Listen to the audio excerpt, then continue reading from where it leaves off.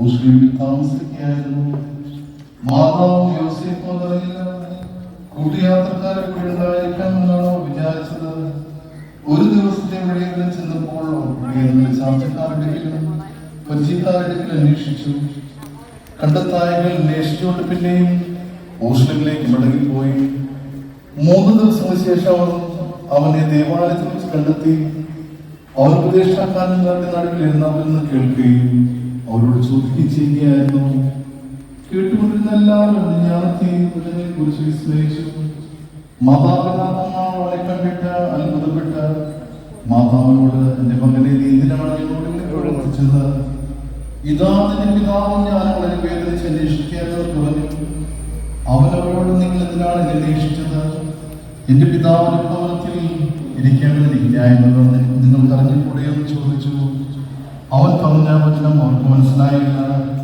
അനന്തരം അവൻ അവരോട് ഒരുമിച്ച് നസ്രത്തിൽ ചെന്ന് അവർക്ക് അനുസരണമുള്ളതായി പാർത്തു. മാതാവിന്റെ കാര്യങ്ങളെല്ലാം അവരുടെ സംതൃപ്തിക്കുകയും ചെയ്തു. ശരീരവും